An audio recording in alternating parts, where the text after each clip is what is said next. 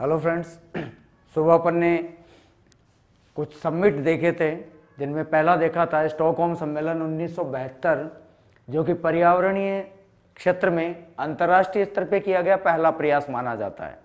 और इससे पहले आपने देखा था एक पेरिस का सम्मेलन, जो कि जैवमंडल से संबंधित था। अब इन सम्मेलनों के दौरान कौन कौन सी योजनाएं हैं, वन्य जीव परियोजनाएं हैं जो संचालित की गई हैं और उनका क्या उद्देश्य है।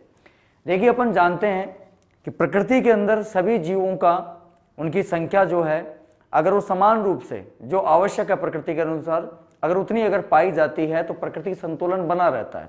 अगर किसी भी घटक का, जैविक घटक का या अजैविक घटक का, एक सीमा से अधिक अगर दोहन होता है या पतन होता है तो पर्यावरण असंतुलित अवस्था में आ जाता है। तो देखिए, अपन आज वन्य जीव परियोजनाओं में देखेंगे तो सबसे पहला जो टॉपिक है बाघ परियोजनाएं। भारत में अगर देखा जाए तो बाघ परियोजनाएं 1973 से शुरू की गई हैं और अब तक लगभग भारत के अंदर बाघ परियोजनाओं के तहत लगभग 51 जो है बाघ परियोजनाएं राष्ट्रीय पार्कों में संचालित की जा चुकी हैं। 51 परियोजनाएं संचालित हैं। अब जो बाघ परियोजनाएं हैं 1973 में जो संचालित की गई थी, बाघ जो है प्रकृति संतुलन करने के अंदर एक आवश्यक जीवों में से एक है। 1973 में इसका प्रारंभ किया गया। अब बाघों में अगर आप देखोगे तो बाघों की सबसे ज्यादा जो संख्या है अगर राज्यानुसार देखा जाए तो मध्य प्रदेश, इसलिए मध्य प्रदेश को टाइगर राज्य या बाघ राज्य के तौर पे जाना जाता है। दूसरा, भारत में इससे संबंधित सफेद बाघ नंदन कानन जो अभ्यारण्य है वो अपने सफेद बाघ के लिए जाना जाता है। अब बाघों के लिए अगर आप देखो तो बाघ जो हैं, जो बंगाल टाइगर है वो भारत में, मतलब भारतीय क्षेत्रीय एक ऐसा क्षेत्र है जो कि इसमें संपन्न है।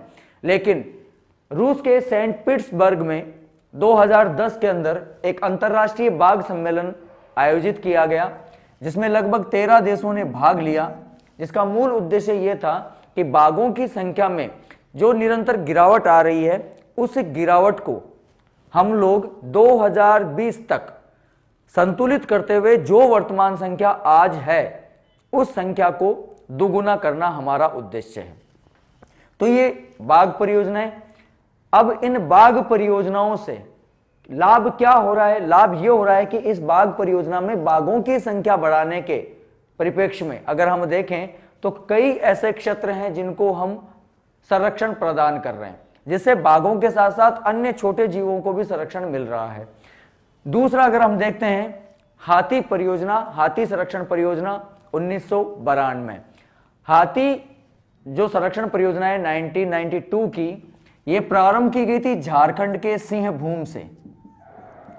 और वर्तमान में अगर आप देखें तो हाथी परियोजना के लिए एक प्रोग्राम चलाया जा रहा है जिसे कहा जाता है माइक।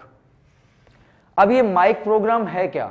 हाथियों का जो अनियंत्रित रूप से जो एक शिकार होता है, उस शिकार को रोकने के लिए, उसे संरक्षण देने के लिए, उन पे निगरानी रखने के लिए एक प्रोग्राम चलाया गया जिसे माइक के नाम से जाना जाता है। तो आप इसे साधारण शब्दों में, आप ज्यादा टर्म्स में ना जाएं, साधारण शब्दों में याद रखें कि हाथियों के, क्योंकि CBT 2 के अंदर पर्यावरण से संबंधित जो क्वेश्चन आएंगे वो बहुत ऊपर ऊपर के क्वेश्चन आएंगे, इसलिए आप जनरली ऊपर ऊपर का पोर्शन जो है, जनरल जो अवेयरनेस है वो आप देख के चलें। माइक प्रोग्राम जिसके अंदर हाथियों के अनियंत्रित शिकार को रोकने तथा उस पर नजर रखने के लिए एक प्रोग्राम संचालित किया गया है, जो लगभग सभी 13 क्षेत्रों में संचालित किया जा चुका है जहां जहां पे हाथी संरक्षण परियोजना संचालित की जा रही है। अब अगर अपन देखें कि हाथियों का शिकार होने के पीछे कारण क्या है, तो हाथी, अपन देखते हैं कि जिंदा हाथी लाख का, मरा हाथी 1.25 लाख का, ये कहावतें जनरली चलती रहती हैं। तो हाथी जो है, हाथी का हड्डियां, हाथी के दांत, ये दोनों ही काम के हैं। अब हाथी के दांत जहां आभूषण निर्माण में सहायता देते हैं, राजस्थान में मुख्यतः हाथी दांत का चूड़ा काफी प्रचलित है, कई जनजातियों में भी हाथी दांत के चूड़े पहने जाते हैं, लेकिन मुख्यतः राजस्थान के अंदर प्रतिष्ठित जो राजपूत समाज के लोग हैं या जो चारण समाज की जो लोग हैं उनके द्वारा हाथी दांत के जो आभूषण हैं वो मुख्यतः, और कुछ जनजातियों के द्वारा भी हाथी दांत के आभूषण पहने जाते हैं। ये काफी महंगे होते हैं क्योंकि इनका शिकार करना और उसके बाद में सारी व्यवस्थाएं मैनेज करना तो जनरली वो महंगा हो जाता है और एक प्रतिष्ठा का सूचक माना जाता है इस प्रकार का आभूषण, तो उन्हें संरक्षण प्रदान किया गया है। दूसरा, मानव जीवन के लिए जो भी दवाओं से संबंधित अगर आप देखते हैं तो मानव जीवन के लिए कुछ दवाइयां हैं जिनका उपयोग हम मुख्यतः जानवरों का शिकार करके उनसे मिलने वाले किसी प्रकार के टिश्यू से या उनके किसी सेल से या उनके किसी शरीर के अदर किसी पार्ट से हम लोग हमारे स्वयं के जीवन को बचाए रखने के लिए, हमारे जीवन को स्वस्थ रखने के लिए हम लोग उनसे दवाओं का, औषधियों का निर्माण करते हैं। तो उसका भी अगर देखा जाए तो हाथी दांत का प्रयोग उसमें भी किया जाता है। फिर बात करते हैं गिद्ध। गिद्ध की अगर बात की जाए तो गिद्ध 2004 के अंदर गिद्ध प्रोग्राम शुरू किया गया था, मुख्यतः हरियाणा से शुरू किया गया ये। और वैसे अगर इसका देखा जाए तो बॉम्बे नेचुरल हिस्ट्री के द्वारा एक संस्थान है बॉम्बे में, नेचुरल हिस्ट्री सोसाइटी, उसके द्वारा इसके संरक्षण की कार्यवाही प्रारंभ की गई।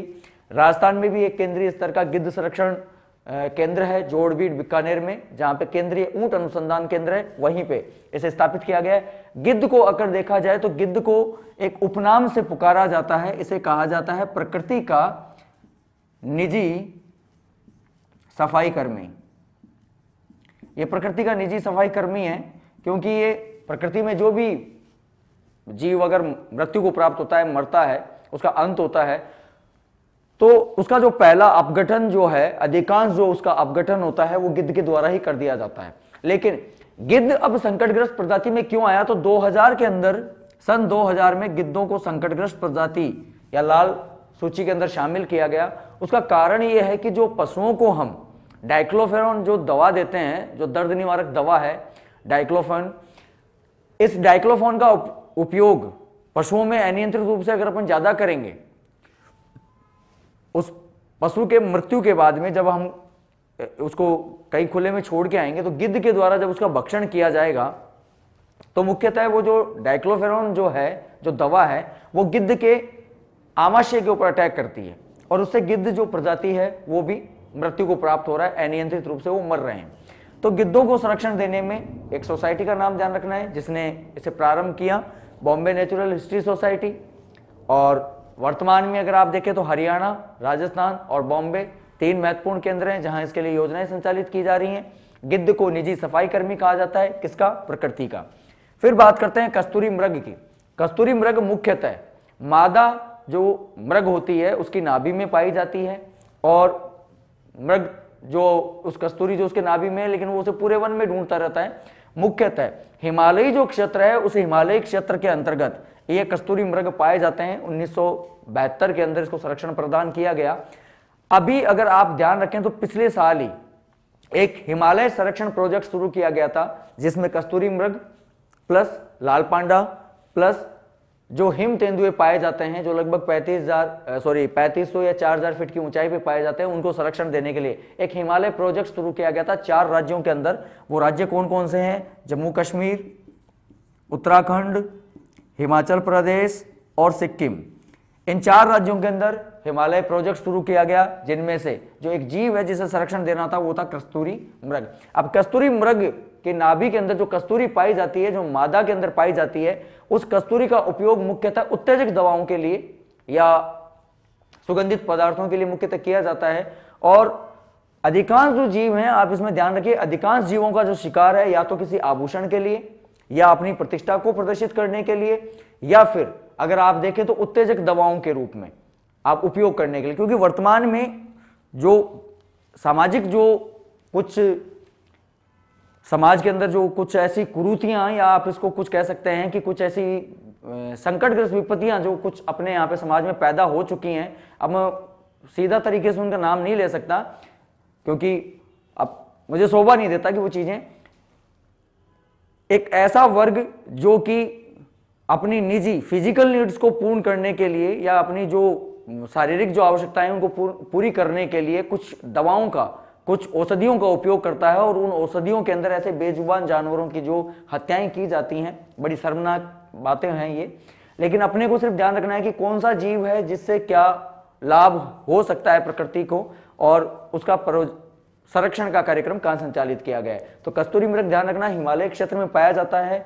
ये मुख्यतः सौंदर्य प्रसाधन वाले या सुगंधित पदार्थों में या दवा के अंदर इसकी कस्तूरी का उपयोग किया जाता है। फिर बात करते हैं गेंडे की। एक सींग वाले जो गेंडे हैं ये मुख्यतः मानस और काजीरंगा अभयारण्य में पाए जाते हैं। इस एक सींग वाले गेंडे का जो शिकार किया जा रहा है उसमें औषधियों के लिए उसके सींग का उपयोग किया जाता है, या अगर देखा जाए तो उसकी जो खाल होती है वो काफी मोटी होती है, तो उसे ढाल के लिए या किसी संरक्षित, जो आप अगर किसी युद्ध कला में या अन्य किसी प्रोटेक्शन के तौर पे अगर देखते हैं तो उसके चमड़ी से जो है कुछ सुरक्षात्मक उपकरणों का भी निर्माण किया जाता है, लेकिन अधिकांशतः इसके शिकार के पीछे उत्तेजक औषधियों के निर्माण में उसके सींग का उपयोग आना है। दूसरा अगर देखें तो लाल पांडा वर्ल्ड वाइड फंड के द्वारा जो इसे संरक्षण प्रदान किया गया 1996 के अंदर, हिमालय क्षेत्र में ये पाया जाता है। मुख्यतः अगर आप इसे देखेंगे तो हिमालय क्षेत्र में ये पाया जाता है लगभग 4500 मीटर ऊंचाई तक पाया जाता है। और पद्मजा जो अभ्यारण्य है, पद्मजा अभ्यारण्य इसके सुरक्षा के लिए ही रिजर्व क्षेत्र घोषित किया गया है। तो ये कुछ जीव हैं जिनके ऊपर आज हमने चर्चा की, जिनके संरक्षण से संबंधित प्रोजेक्ट किस वर्ष शुरू किया गया है, विशेष प्रोग्राम क्या है, या अदर कुछ चीजें। ध्यान रखिए कि इन वन्य जीव परियोजनाओं के अंदर अभी वर्तमान में सबसे नई कौन सी है, जैसे बाघ संरक्षण में राजाजी नेशनल पार्क नया घोषित किया गया है, 51वां है। और अगर पहला बाघ संरक्षण केंद्र देखा जाए तो हेलीबेरी और जिम कॉर्बेट उत्तराखंड के अंदर। तो इस प्रकार से हम इनके छोटे छोटे 2-2, 3-3, 4-4 घटक हम लोगों को याद रखने हैं। अगर इस प्रकार का कोई क्वेश्चन आता है तो आपको सन कौन सा है, किससे संबंधित है, सबसे पहले कहां प्रारंभ किया गया, वर्तमान में उनकी संख्या कितनी है, और अदर जो भी अगर कोई विशेष चीज मिलती है, कुछ विशेष जानकारी मिलती है तो। धन्यवाद फ्रेंड। नेक्स्ट के अंदर हम जो हमारा बचा हुआ पोर्शन था UNFCCC वाला, और उसके अलावा जो एनवायरनमेंट के जो कुछ अदर वर्तमान में जो कॉप सम्मेलन हुए हैं उनके ऊपर चर्चा करेंगे। नए वाले जो सम्मेलन है जैसे पेरिस सम्मेलन हो गया, बान सम्मेलन हो गया, हम उन पे भी चर्चा करेंगे। नेक्स्ट क्लास के अंदर आप लोगों के लिए नवीनतम जो कॉप सम्मेलन हुए हुए हैं उनकी ताजा की जो है वो, और उससे पहले जैसे रियो डी जेनेरियो सम्मेलन, क्योटो प्रोटोकॉल जो विशेष हैं उन विशेष को हम देखेंगे। धन्यवाद।